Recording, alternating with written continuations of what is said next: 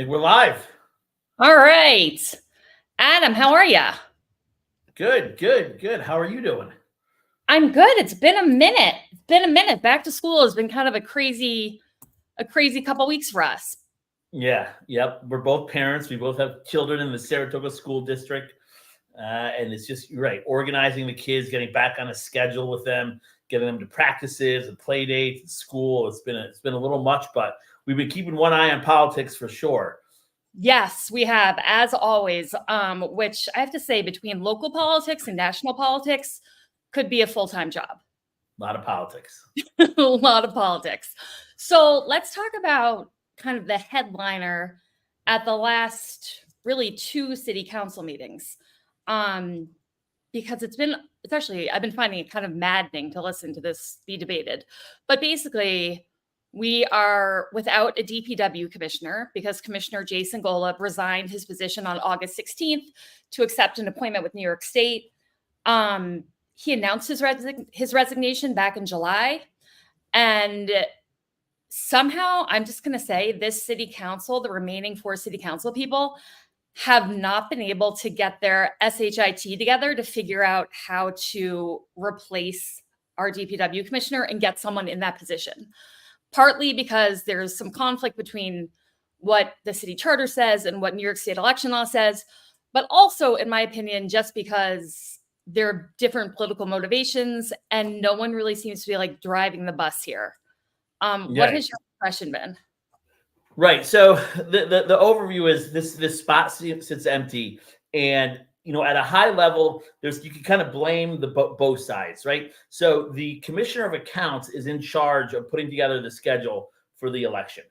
That's something that should come out of Commissioner Moran's office. The mayor, though, he's also, even though we're a weak mayor system, he's still the captain of the ship and has kind of let this stuff languish, and we're kind of going back and forth and not really decisive on what this procedure is going to be. So it kind of finds us in this purgatory of not having a commissioner of public works.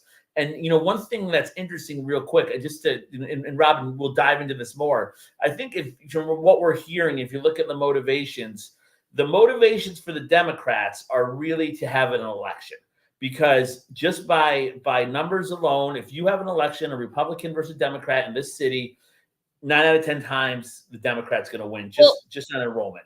Let's contextualize that. There's going to be an election no matter what at some point to fill the position. But that's right. Initially, Commissioner Moran and Commissioner Songby were pushing for the election to coincide with the national election date on November 5th. Right. And which our charter clearly says we cannot do, because there's not enough time, and we can get into more later, not enough time to get candidates on the ballot by that date. By the time Commissioner where Jason Golub resigned, it was past the date where the city could have gone through the process of getting candidates on the ballot. Yes. So let me back that up for just like a second to really clarify, because I think this is the main problem, and I think it's been getting kind of obscured in all the discussion at the city council table. If you want to be on the state ballot for any election, you have to have your name to New York State before August 6th. And if it's past August 6th, the state doesn't have enough time to prepare the ballot with your candidates or whatever the election is that you're having. So because Jason Golub did not resign his position until after that date, there was not enough time for New York State to have this on the ballot for November 5th. And I think, real quick, Ron, I think it goes deeper than that. For instance, there's not enough time to get absentees balance out if we have service members serving overseas. There's not enough time to maybe challenge there wouldn't be signatures, but there's not enough time for if there is a switching candidates. So it's not just a question of do they have time to print a name on a ballot. I think it is deeper than that of what the timing. It's a lot deeper. You're right. There's like a million issues that come up. For instance, how do you get on the ballot? Do you have a petitioning period? Do you need a certain number of signatures to get on the ballot the way you would in a traditional election cycle? Is there a primary? What if more than one Democrat or more than one Republican wants to run for this position? Do they have time to primary each other? And then also in our city, an independent ballot line, specifically with the one Saratoga ballot line in the last election. That was a huge influencer in the outcome of our last election. And would there be enough time to petition to get that third party line in the event, we were having this election on November 5th? And basically the answer to all of those questions was no. There would not be time for a third party line. There would not be time for primaries. There was no one could really answer how you would get on the ballot, if there would be a petitioning period. But to me, like all of those little issues that are tied up in the time frame that we're talking about, if those can't happen, you're seriously limiting ballot access. And it's like pretty undemocratic, in my opinion.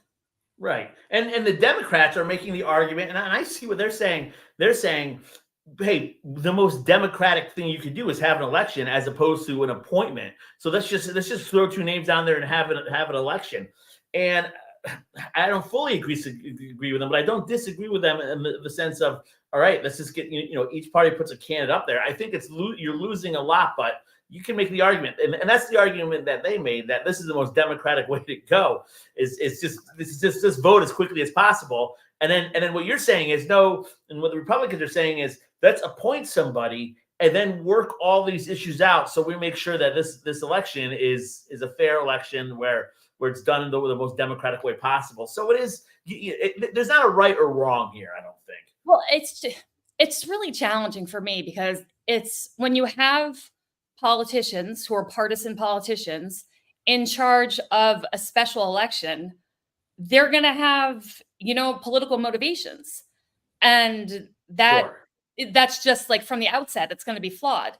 And so in this particular set of circumstances, I know the Democratic Committee back in like August solicited resumes from people who were interested in potentially running for this position. They selected a candidate, Sarah Berger, that they want to put on the ballot to run for DPW commissioner. Now, if they were able to push and get the council to adopt this November 5th national election date as the special city council date as well, there would only be time for a Republican line and a Democratic line on the ballot. There wouldn't be time for a third party line on there. Well, I think the way New York State works is there would be Republican, Democrat. This is something that New York State did, and they kicked out all these. So people who say, "Oh, I'm an independent, I'm a registered independent." No, you're not. There wasn't. Sorry, I have an interruption before. I'm sorry. Hold on. Go be a parent. I'll explain how New York State this works. So the way it works with the ballot lines is that Republicans and Democrats get a spot on the line. But then you have the two other lines are conservative and working families. There's no more independence line. If you want a line like a one Saratoga line, they have to go out and petition each election cycle. So right now theoretically there could be up to 4 candidates on 4 different lines. Correct. And I guess though, knowing Saratoga Springs city politics and the voter registration numbers and the outcomes of the last many elections, we can say with almost total certainty, there's such a significant Democratic enrollment advantage in the city of Saratoga Springs that when you're putting a Republican up against a Democrat, and it's just those two lines, one versus the other, the Democrat will always prevail, or at least will prevail in 2024. 9 out of 10 times. Yeah. So you can see why a Democrat would be motivated to have this happen on November 5th, because, it's almost like a guaranteed outcome to an extent. Right. Which is why I have such a problem with the argument of like, let's just have an election quick. That's the most democratic thing to do. To me, that's such a smokescreen. But the issue is that more democratic than appointing somebody? So and that's what they're pushing for. The Republicans are pushing to appoint somebody till they can schedule this election. Well, the fact of the matter is our city charter says an appointment is supposed to be made until a special election can happen. So, for example, when Jason Golub was appointed to be the DPW commissioner, it was because Commissioner Saratoga had passed away. It was, I believe, April of, oh my God, I can't remember the year. Bad, Robin, but it was in April. So the city council appointed a committee to interview candidates. They made it public so the public could watch. Then that committee made a recommendation to the city council of Jason Golub to be appointed. He was appointed in April and began serving on the city council then. And then that fall, he ran for office and won his November election. But in that instance, there was enough time for him to be, for that information about the special election to be submitted to New York State and to get on the ballot. So there wasn't this time crunch, which is the problem we're having now. Right. So oftentimes, like Commissioner Moran will use Jason's experience of being appointed and then running for election as a comparison to what we should be doing right now, which just I find so frustrating because the whole like main problem here is the time frame. So when he makes that comparison, he's conveniently leaving out the fact that Jason was appointed in April, giving New York State time to put the special election on the ballot. Whereas that didn't happen this time around. The vacancy began August 16th. Yeah. Real quick, I'd just like to read a couple paragraphs here. One is, this is what our charter says about this vacancy. It says, in case of a vacancy caused by other than expiration of term, which is what we're talking about, the council should appoint a person to fill such vacancy until the end of the official year in which said vacancy occurs. So we'll start right there with, the charter is pretty clear. They need to appoint somebody. Now the question is, okay, so it goes to the end of the year. What happens then? What happens January 1st? But it was interesting, in the city council, Attorney Izzo, who is our city attorney or assistant city attorney, said there is actually a procedure in public election law that says acts for the expiration of a term shall hold over and culminate until a successor is picked. So you kind of have our charter saying we need to pick somebody till the first of the year, then have an election. And then you have New York State law saying, all right, it doesn't, the election doesn't have to be on the first. If it's on, say, January 15th, that person who's appointed can legally hold over in that position. So it just seems like the council needs to appoint somebody, go to the Board of Elections, have the Board of Elections schedule a special election, and let's move on. So to me, that seems like something that should have started happening in July. Like when they became aware of the fact that Commissioner Golub was going to leave, and he told them exactly what date he was going to leave on in August, that should have been the moment that the Board of Elections was contacted to see, how we could put a special election in place. The time frame issue would have come up then. They could have put together a committee to start interviewing candidates just the way they did with Commissioner Golub when he was first appointed. The appointment could have happened in August. The person would have been in office, and then they would then run, if they wanted to, in a special election whenever that was scheduled per the BOE and per our city attorneys saying everything was, in tandem with our charter. So there was no violation of city charter and no violation of New York State Board of Election law. Yeah. Now let me play a little. I'll play a little devil's advocate, not a little conspiracy theorist. By no means do I think this is what's going on, or is there any evidence to support this? But it's interesting you say, all right, who's got the leverage here? Who wants what to happen? We're coming into budget season. And the way the budget season is, Commissioner Songvi puts out a proposed budget. They vote on it. If she's got to change it, she changes it. They vote on it again. If they can't agree on it, if they can't get a majority of votes on it, then Commissioner Songvi's proposed budget becomes the budget.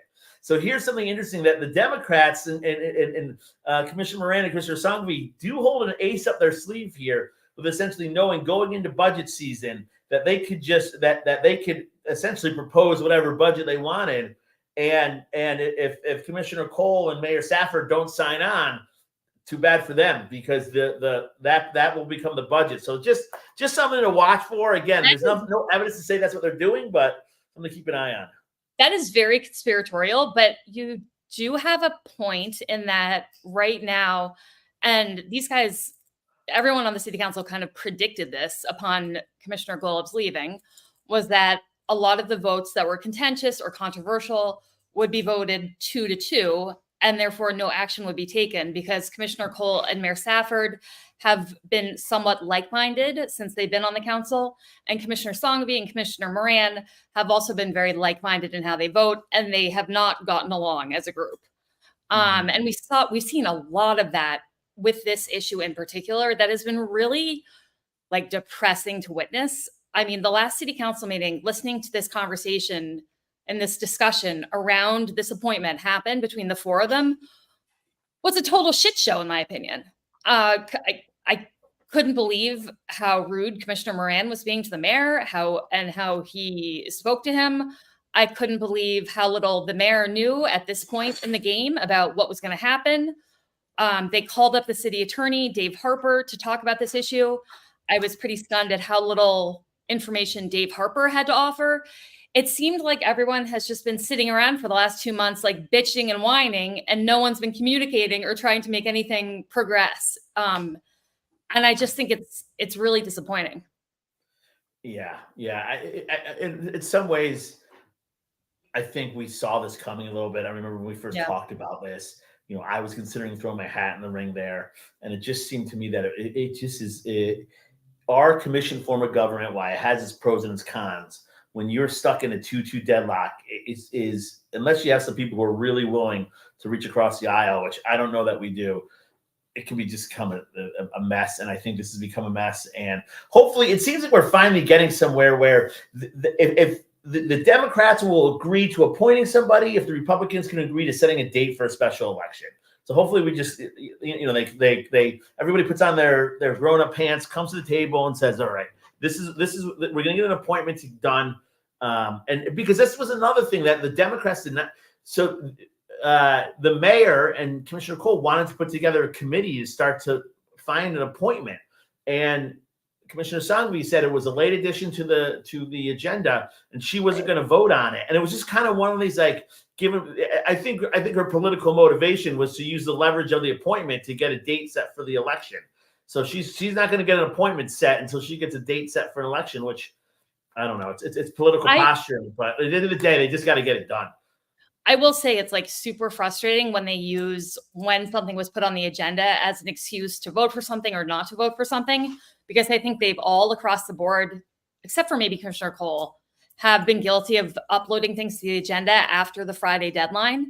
And so Commissioner Sangvi was saying that this item that the mayor had put on had been uploaded on Monday. She had been sick on Monday, and so she hadn't had the appropriate amount of time to read the agenda item before she could vote on it. And I just felt like saying, this has happened so many times on so many different people's agendas, and they're talking about how they don't have time to read it. And I'm like, how do you think the public feels? Like, you go to meetings sometimes and, something's been put on the agenda. Maybe those guys have had time to read it, but certainly the public doesn't, have the information, which is super frustrating. And so I wish they could just have a standard procedure and stop using timing as an excuse for not being ready at the Tuesday meeting. Like, it seems like they all should be holding themselves to that standard. And again, that's not happening. I also think, we all are aware, especially if you're even like this much involved in local politics, we're all aware of the pitfalls of the commissioner form of government. And the only solution to getting around the pitfall of being siloed in your own department is to make a really legitimate effort to communicate with your other city council members. And that's clearly not happening. And the way it comes up at meetings is like, Commissioner Moran saying like, you never talk to me. Like, you've never come down to talk to me about this. And it's like, well, then why don't you go seek out the mayor? Like, people are just looking for excuses to justify their position and or lack of action. And it's like, come on, like we're better than this. And the city council shouldn't be so partisan. Like, there shouldn't be a reach across the aisle. It's Saratoga Springs. It's what's best for the city, not what's best for your political party. Right. And it doesn't seem like, people have been operating in that manner. So basically how this concluded was they agreed to an amended resolution that said they were going to go to the Board of Elections to get the schedule, a tentative, or not tentative, but get a schedule for how. Well, it is tentative because this was a big point that Commissioner Cole was making. He just wanted to make sure he didn't want to agree to anything, I think, proactively until it was vetted by the city's attorney, which I don't have a point with that, where they wanted in this resolution to say, all right, we'll do whatever the BOE says. And Commissioner Cole was pushing back, said, listen, let's just see what they say. And let's just make sure our attorney says that it's legal. And Commissioner Moran was saying, you think the BOE would put something to us that's not legal? And I don't know. The BOE's, their best interest might not align with the city's best interest. I don't mind having a little review on it from the city attorney. I agree. It probably is going to be fine, but. So I kind of interpreted that as making sure the state election law was not in conflict with what our charter had laid out for replacing someone.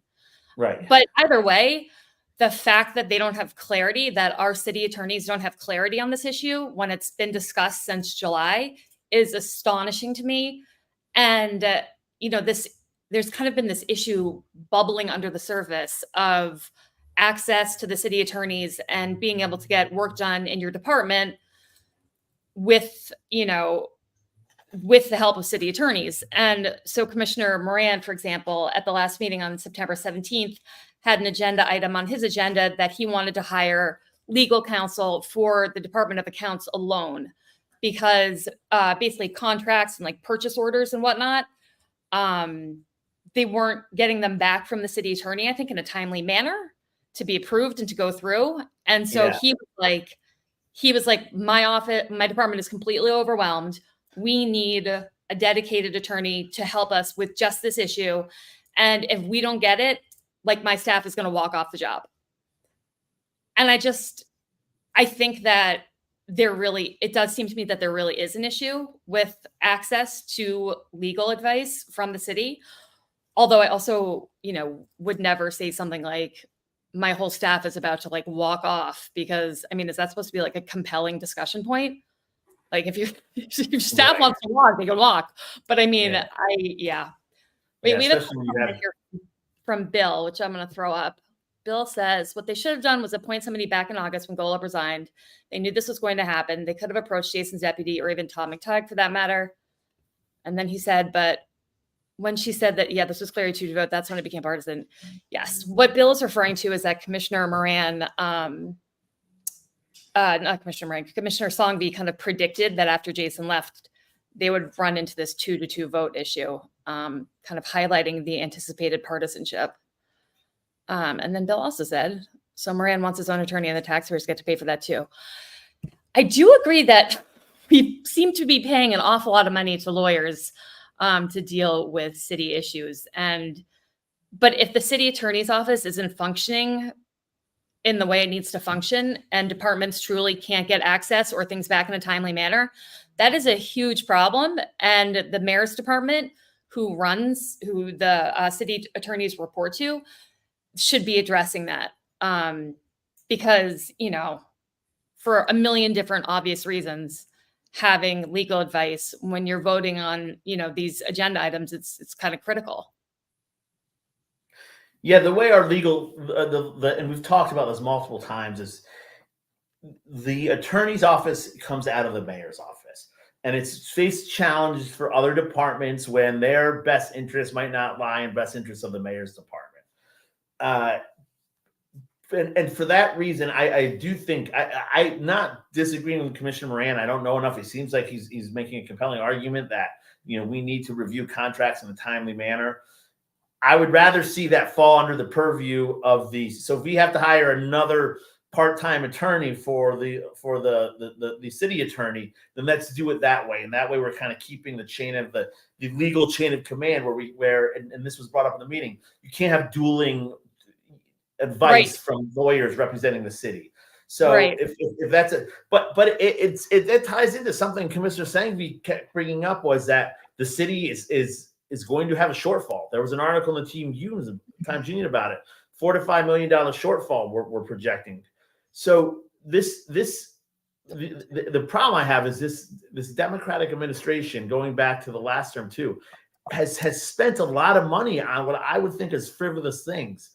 And so now that we have something that seems like a legit need for it, we're at the point where she's up there saying there's no money to spend. We can't, we have to pick a priority, and out of the same breath saying, listen, we need money for another attorney. Well, when she was redoing her office, where was that concern, right? Or hiring a personal assistant.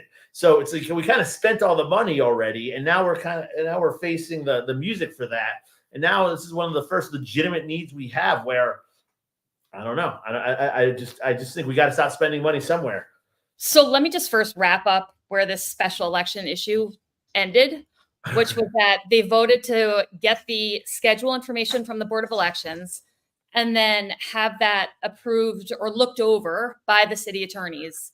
And I think it was that they wanted to get the information from the Board of Elections back by October 1st and make sure that everything was in accordance with New York State election law. So, nothing groundbreaking, basically doing what they should have done back in July, but that's kind of where it ended. But then, as you just mentioned, Commissioner Songvi on her agenda talked about this predicted budget shortfall that, to me, kind of came out of left field. And she does give us budget updates at every single city council meeting, which I appreciate. But from like a big picture perspective, it does seem like not this administration so much as the previous administration spent money like it was water. Like they spent and spent and spent and spent. And I'm shocked that in 2020 and 2021, when we went through COVID and we used up all of our fund balance and we experienced the largest drop in sales tax of any municipality in New York State, we were able to take that economic picture and still get through it without layoffs and without, any dramatic budget cuts happening. And that was just because, the city council and the commissioner of finance just strategically worked with banks and took out loans and worked with the timing and worked it out. But to me, that was like the most extreme economic circumstance the city could have been facing. And so to now in 2024 hear that we're going to face a multi-million-dollar budget shortfall, I'm just like I'm flabbergasted. It makes no sense to me. And from the 30,000 feet above, how? Why? Right? Yeah. Everything seems to be going great. How are we short money? Yeah. And we're doing this participatory budgeting program, where $100,000 is earmarked for kind of like special projects that are suggested by the public, which is a very cool program, but it does things like build bocce courts, a new water system for the dog park, like things that are not, I'm sorry, is that me digging? Things that are not necessarily like financial priorities for the city. So again, yeah, there's a lot of it's interesting because a lot of conservatives, and I tend to on the conservative side of the aisle would give Commissioner Songvi would ding her for that. I'll give her credit for that. I am a fan of participatory budgeting, but it does draw to the bigger point of, all right, we could come up with a list of things that money was spent on frivolously, and now here we are with a budget shortfall when there shouldn't be one. And can you imagine if there's an economic downturn, right? Because if there's economic downturn, mortgage taxes, that income will drop dramatically. Sales tax from petroleum sales and other sales will drop dramatically. So we're having a budget shortfall in the good times. Boy, what happens if there's a bad time? Now, she did give some explanation as to some of the increased costs the city's facing. It got a little bit technical. I'm not sure if you can recall some of them, but it was, I know like the insurance premium that we have to pay for went up significantly.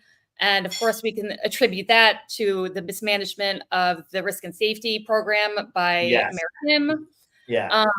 So we knew that was coming. And then I think there was something about the New York State retirement program that was mentioned. Well, just the fact is the matter is that public service employees are very good at negotiating. When we hire, say, a fireman or a policeman or somebody, we're paying for them. Unless something dramatic happens, essentially to their passing, right? All the way through their retirement. So yeah, we have a huge, 85% of our budget they quoted is a fixed cost. And that's a huge number. And that goes to people's pensions, salaries, this insurance, we can't be self-insured. We got to pay this insurance premium. That again, the insurance premium goes up. All right, why is the insurance premium going up? Right. But also you also look at things like spending $60,000 on an attorney for Commissioner Moran, and there are ways to save, and I don't know that the city, like you said, the previous city councilman was great at doing that, but here we are. And the other thing that kind of like threw me for a loop is that the comparison that Commissioner Songvi brought up was that like other cities are facing similar budget shortfalls, like Schenectady, which is also facing like a $5 million budget shortfall. And I'm thinking to myself, when have we ever used Schenectady as a comparable to Saratoga Springs? We couldn't have two more different economies. And so I was kind of like, let's not just like arbitrarily pull another city into this to kind of justify our budget shortfall. I think that's a bad move.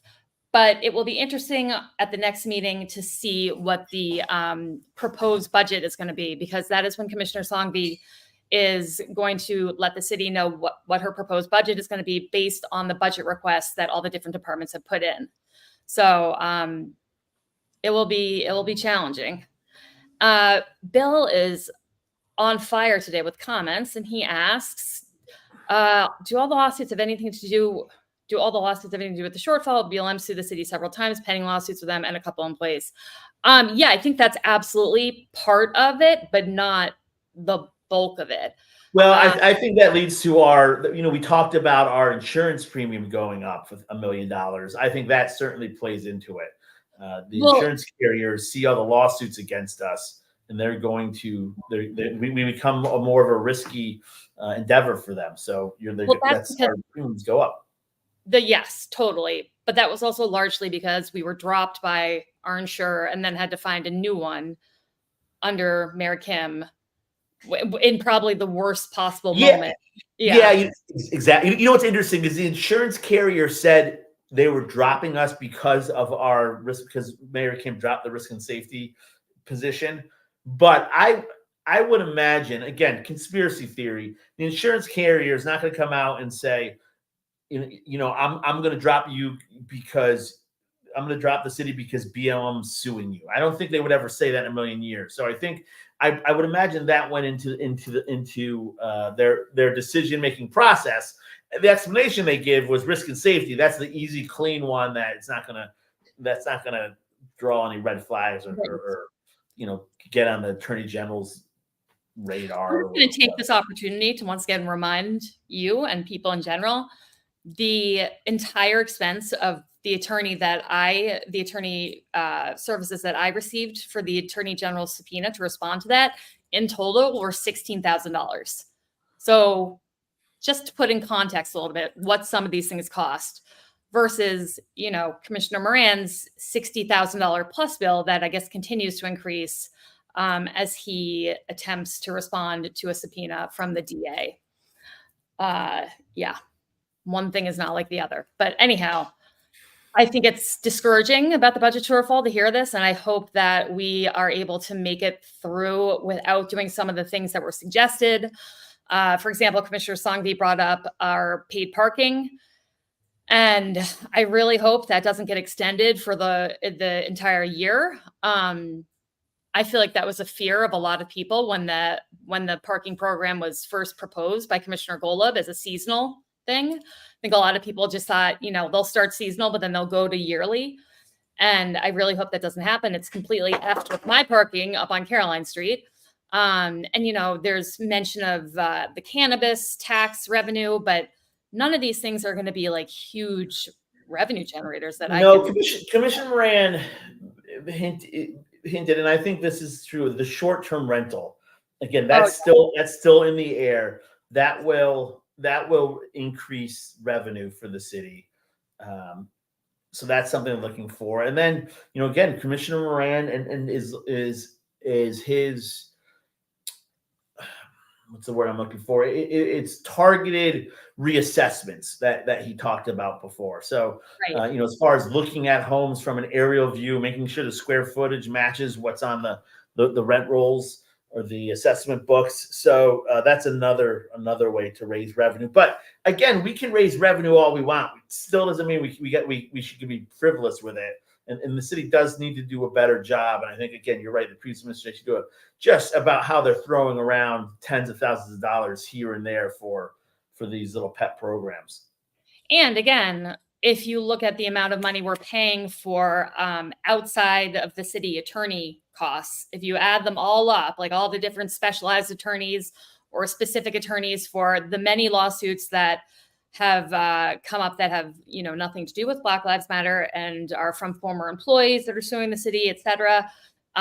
If those costs could be streamlined somehow, it seems like that would be kind of an obvious move by increasing the city's legal department. But really quick, you brought up short-term rentals.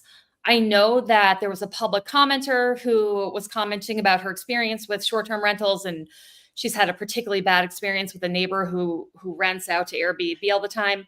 But I can't recall what Commissioner Moran responded with in terms of like where he is. So she threw it out there. So and this is the perfect worst example. Her, the house behind her, or how her neighbor it's owned by an LLC, who's just interested in turning a profit. It seems like it's rented at a very short-term basis, 1 or 2 nights. Most of the night, she said, there'll be a lot of parties there. There'll be cars parked up and down the street. So this does seem like the exact scenario that Commissioner Moran's trying to tackle. And it was left with Commissioner Moran and Commissioner Cole getting her number and can talk to her offline. So again, there was no real short-term rental update. We're still kind of in purgatory there, but Commissioner, it's still on his radar. We're still moving towards something. Yeah. I mean, there's so many issues that need to be addressed surrounding short-term rentals. I hope, we're able to do some of it at some point, although it's been discussed for a really long time and we still don't have any working document, I think, to go off of. So I don't know how hopeful I am. What else, sir? We've had the passing of some really notable Saratogians, which has been really sad over the last few weeks, including Mark Strauss and Tom McTighe most recently. And so I just wanted to make mention of that because these are people who really contributed to the fabric of our community and its success. And, to have them pass it's a tremendous loss, obviously, to their families and friends. But also, I just think it provides an opportunity to talk about how much individual people have played a role in shaping Saratoga Springs and becoming the city it is today. Yeah, Mark Strauss and Tom McTighe were both kind of from my father's generation. I know he knew them both well. Mark Strauss, I remembered the store Mabu. It was a staple, and my mother loved it. I have fond memories of it. I was probably 8 or 9 when it closed. It was a long time ago, but just the name Mabu is synonymous with downtown Saratoga during the 80s and 90s when downtown Saratoga was being revitalized. Commissioner McTighe, Tom McTighe, was again a close ally with my father, a good friend. He was a Democrat, and we talked about how right now a Republican stands a 9 out of 10 chance of losing in this current enrollment. Back then, a Democrat had a 1 out of 10 chance of winning, and he would consistently win, and he was a bulldog on there for better or for worse, but he got a lot done. And again, he was, the Saratoga of the 80s and early 90s was a really struggling city. I mean, we were called townies by the Skidmore kids, and we were supposed to be embarrassed about being from Saratoga. And that's part of the generation that handed it off, just a great little city, to this current generation that's now building skyscrapers and building dog parks and all that. I know. I think though, like the point you're making, and it's such an important point to kind of drive home, is that truly the success of our city can really be attributed to like a small group of individuals in a large part. And I just think it's so important for us to keep that in mind as we move forward, because the city's success doesn't just happen magically. It happens, and it doesn't just happen because people write checks. It happens because people dive in, get their hands dirty, and either serve the city in a political capacity or in a volunteer capacity, but they're engaged and they're committed, and that has to continue. Yeah, and one interesting thing is Mark Strauss was, and I forgot this, Commissioner Moran pointed out, was one of the founding members of the Preservation Foundation. So that just goes to show that the volunteering, the work that they put in not for personal gain. Although as the city grew, their boat certainly rose, but just for the love of this, the love and the vision that these guys had for this city. So exactly. Let's see. We were gonna one just like quick. There's two interesting articles. This is a total left turn that have popped up over the last week or two that I thought were interesting. One actually I thought was less interesting and more just distasteful. One was in the Times-Union yesterday, I think, and it was the owner of the old Saratoga Diner, who owns the property that is leased to Code Blue on Adelphi Street, came out very forcefully saying that he thought he was doing a good thing by leasing, his property to Code Blue, but now it's become a real negative, and he hears that the county is moving forward with the permanent location for Code Blue, and he just thinks it's terrible for the neighborhood and the area, and was just really almost regretful that he had played any part in helping to facilitate a Code Blue shelter, which I thought was kind of disheartening. It wasn't Code Blue though. It was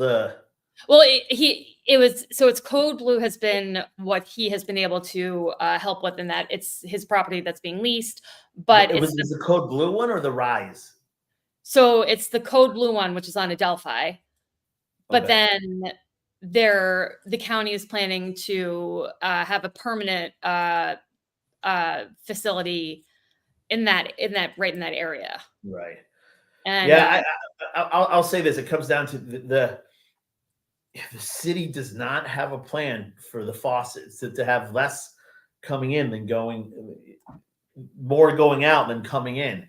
And we can keep building these facilities and they'll keep filling up and they'll keep growing unless we come up with a plan.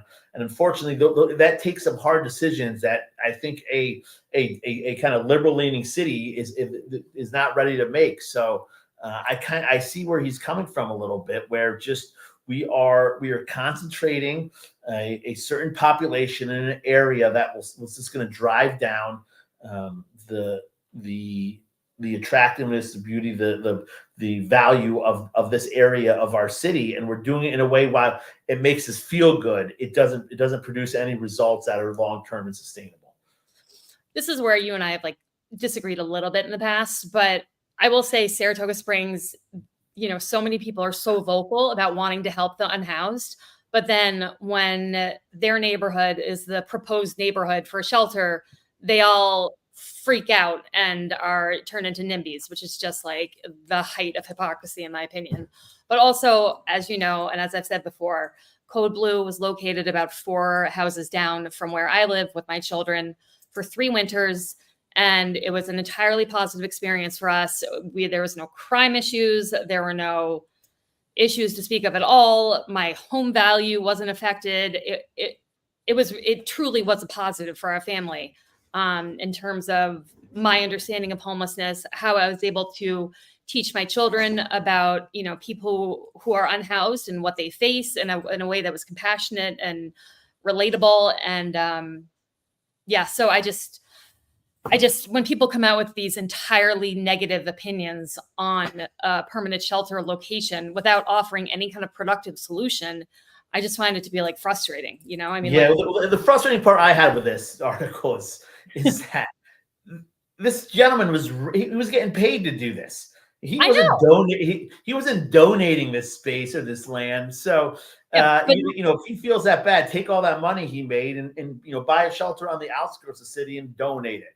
Right. There you go. There's your solution if you didn't like it. But if you're getting a fee for providing a service, listen, buddy, that's on you. You took that money. You can't complain about it now. But again, we did agree to disagree on this, and we'll see how the city continues to grow with our homelessness challenges. The article to me though seemed more like clickbait than anything else. I mean, what? Yeah. I mean, yeah. Exactly. We have a comment. Controversial. Matthew Taylor says it has to go somewhere, but to be frank, it took us a decade to get the third fire station, way more than a decade. We needed like this week, we need Code Blue. Anyone could need a warm place to stay, and having it somewhere connected to resources is a win-win. I mean, yes, I agree. And I think we do want to, again, in general, people all agree that we want to be a community that takes care of our most vulnerable population. Yeah, but do we want to take care? My issue is, do we want to take care of the capital district's most vulnerable population? Right. Or upstate New York. That's my only issue. I have no problem, and I have a record of taking care of our vulnerable population. I know, but the problem is we could have this debate all day long, because if someone shows up at Code Blue on a Tuesday night at 11 p.m. because it's 19 degrees out, but they happen to be from Albany, are we going to check their ID and kick them out? No. Exactly.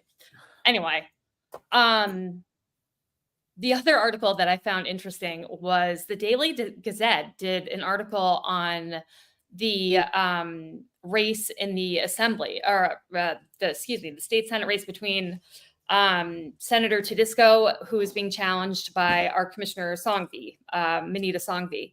And the article is basically about how Ron Kim was supporting Commissioner Songvi, but former Public Safety Commissioner Jim Monino was supporting Jim Tedisco. And I just was like, I don't know. Did you read this, Adam? Yeah. Actually, it's been a little while since I read that article, but it was just like I don't know. It was just kind of like a weird. Again, I don't know if there's been like some slow news days. It seems like there's tons of news, but it just seemed like a kind of arbitrary take on that election. Well, let me tell you what my take on. My take is, I think you're absolutely right, where Saratoga was probably the clickbait center of the Capital District when we had the BLM protest at our city council meetings. Yeah. And I mean, it was just complete bonkers bonanzas. And now we're a little dysfunctional, but we're mostly functional. Now they got to kind of create some stories, and so maybe that's what they're doing. But that brings up a great question of, why do you think we've been a number of months now, without BLM disrupting our city council meetings? Oh yeah. Why do you think that is? I think there's a very obvious answer there, and it's that there's several lawsuits that they're involved in that against the city, and I am absolutely sure their lawyers have said, stop talking. Don't go to public comment and talk anymore, because it could jeopardize our case against the city. You could say something that would basically jeopardize your legal case. So I'm sure they've been, told to stop talking. Yeah, and if that's the case, I'll just say that really goes to show you the kind of these social justice warriors, what they're in it for. Apparently they're in it for if this was really about social justice, you would still be pushing your issues, pushing that at city council meetings. But it seems right now this might just be about a cash out. And if you're right, if they're not coming because they want to get paid, then I think the city really needs, and all the supporters of BLM need to really look about how, are they supporting a social justice movement and cause, or were they supporting some grifters who are just trying to get paid? So that's something I think you should look out. The other question is, I think BLM has lost a lot of organic support within the city. They're down to very few people in the city who actually support their antics. That's not true with Skidmore. So were they taking a break because they couldn't recruit from Skidmore? So I guess we'll wait and see. I think, Robin, your point would be right. If we don't see him for another couple of months, if we see him in another couple of weeks, I think they got a chance to go back to Skidmore and recruit some agitators. So as someone who is named in these lawsuits, I'm going to not speculate any further than I've already speculated, but these lawsuits won't be resolved for years. And so I think that it's not going to be a presence really at our city council meetings for a long time. Yeah, which again, I hope you're right, but I think that goes to show you what Saratoga BLM was in for, right? They were in for a cash out, not for the social justice cause. Otherwise, they would still be pushing their quest for have a civilian review board, and which we had, and I don't think it had one case in front of it. So, actually, I'm glad you brought that up, because I think about it every now and then. There was a civilian review board that was passed and was functioning, and Kristen Dart was the chair. And part of the Attorney General's recommendations to the city of Saratoga Springs was that they continue to have the civilian review board operate and really engage the community in that process. And while maybe they hadn't fielded any complaints while it was operational.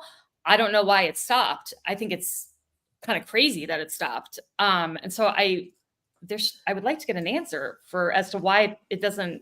I'll give you my theory. My theory is it turns out in a city of 30,000 people that's got a good, honorable police force, there's just that much to talk about or that much to complain about. The police show up when needed. They do their job. They go home. I think most people are happy with the police in this city, and there's just not much. There's just not much. There's nothing there. As someone who served as public safety commissioner, I will say there was a handful of times when someone reached out to me or connected with me who had an issue pertaining to the police department, in which I could completely understand why the use of a civilian review board would be warranted and would be a more comfortable approach for them to take. These few instances, nothing had anything to do with race or anything of that nature, but they were instances in which I could understand the person's nervousness about having to go to the police department directly to make some kind of complaint. So I actually think it can be a really valuable vehicle for the city to have, and I think we should have it, even if it's not being utilized. I mean, if it's not being utilized, great, then people are having a good experience with the police force. But I don't know why it stopped, and I think it's not a good thing that it stopped. Lastly, Adam, I think that was about all I had, because I will say national politics is taking up a lot of my brain power these days. Yeah, it's interesting. We want to talk about national politics for a second. We'll sure. So how do you think your girl Kamala's doing? I think she's doing fantastic. Sorry, I'm just looking at comments. Comments. I think she's doing fantastic. I think her campaign is policy driven, exciting, uplifting, offers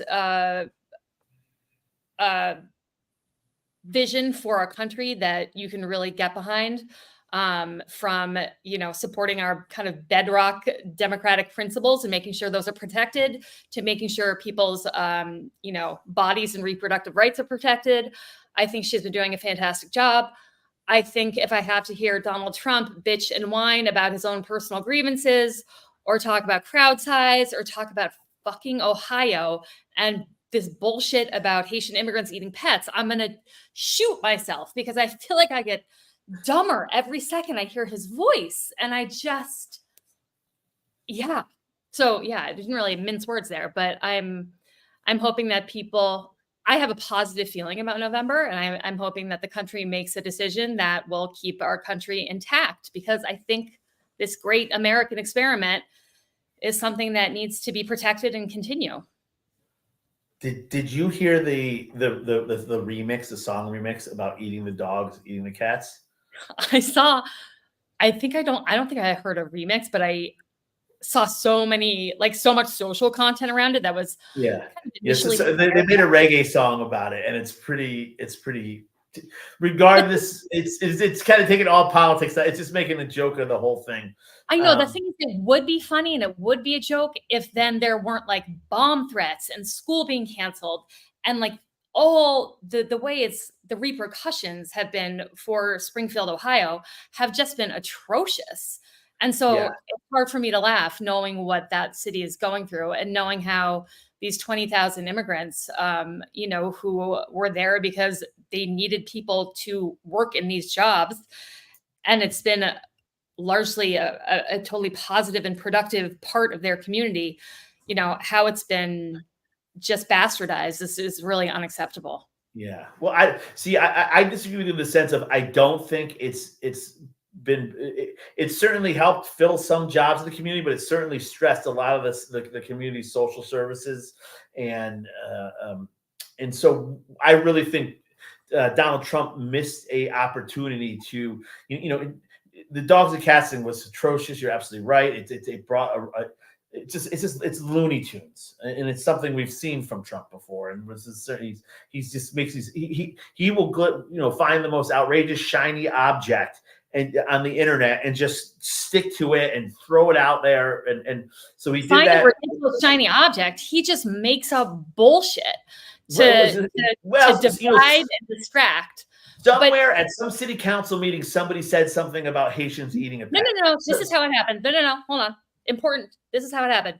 One woman put on Facebook that her cat was missing, and she suspected her neighbors, who happened to be Haitian immigrants, might have something to do with that cat's disappearance.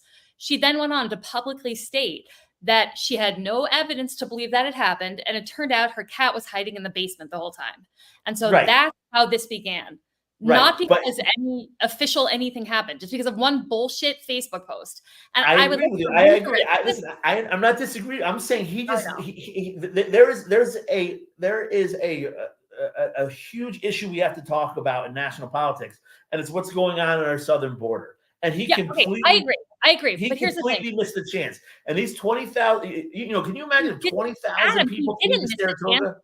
He didn't miss the chance. He answered every single question in that debate, regardless of what the question was, with defaulting to all these like people from prisons and mental health facilities and all these criminals flooding over the border. He just doesn't know how to articulate it in a way that's accurate and reflects the reality of our border situation. And that's what I meant by missing the chance. Right. Yeah. Right. And the fact of the matter is, we really don't know who's crossing the border in a lot of cases. But again, we also know that when you start going off about eating the cats and dogs.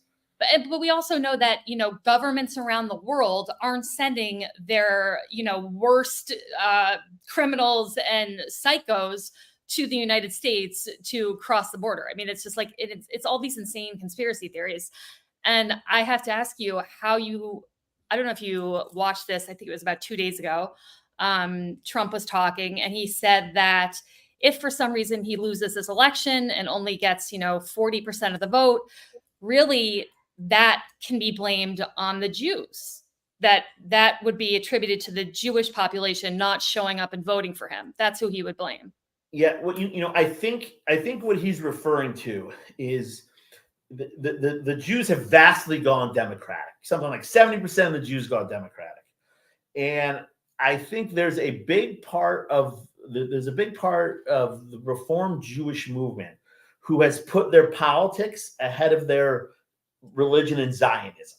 So there are Jews, and John Kaufman is a great. He's somebody I've disagreed with openly about this. He writes the Saratoga Politics blog, where I believe there are Jews who put their politics above their religion.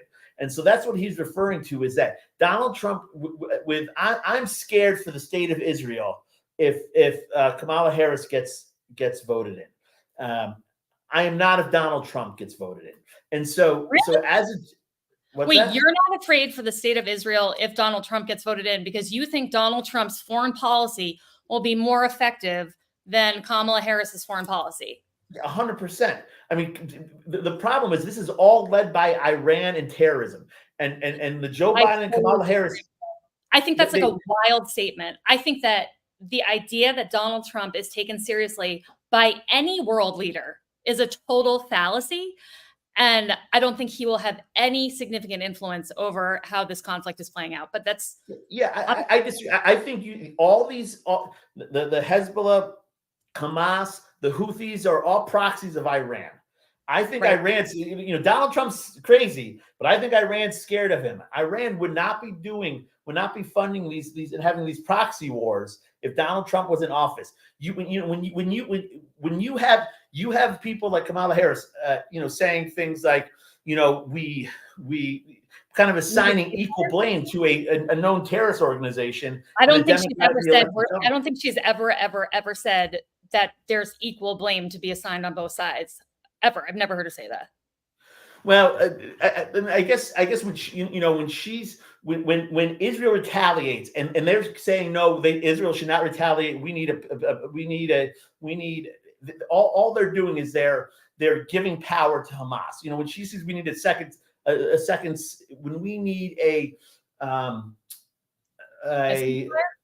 what's that? A ceasefire?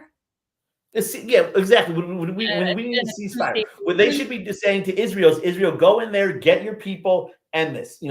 Take out Hamas, Hezbollah. These are not states. These are international terrorist organizations. But I'm like respectfully going to say, I think the problem with that approach is that we've seen over the last year, as we come up on the anniversary of this atrocity that was committed by Hezbollah, the problem with that approach has been the civilian casualties that have happened in conjunction with Israel's attack on Hamas. I don't know why I said Hezbollah. Sorry, Hamas. Yeah, Hamas. Yeah, and I'll tell you this: if people who watched and this is the problem I have, if you watch the pager, where Israel blew up a bunch of pagers. Yeah, that was wild. Right? That was wild. That was the single greatest urban combat operation as far as civilian casualties that's ever been undertaken, right? I mean, you could not get more targeted because who has pagers? Hezbollah. That's who has the pagers. Nobody in their right mind would have a pager if you're not a terrorist. So no, I agree. That was brilliant. What? Yeah. I thought. I mean, I read that and I was like, I mean, how they had the foresight to do that and get them in the hands of Hamas, like the whole, that whole thing was really wild. And I appreciate that they were doing something to minimize civilian loss of life. Right. So wait, sorry, I don't mean to cut you off, but we're actually just on an hour, and I do right, exactly. Bill wanted to turn to state politics and ask what our opinion is of Proposition 1. And Bill, I'm embarrassed to say I'm not familiar enough with Proposition 1 to have an opinion. I think initially my opinion was to be in support of it, but I have not done my research, so to speak. I think so. Proposition 1, actually, I don't know. I have an idea of what it is, but maybe, hey, tune in. We'll be doing. There's going to be another city council meeting Tuesday. We'll be back next Thursday. Let's cover Proposition 1. Yes, totally. And we will keep our eye on the local elections that are happening. And we'll keep you posted on those and hopefully have some of the candidates on as we get into October. All right. We're so late. I'll talk to you next week, dude. All right. Bye.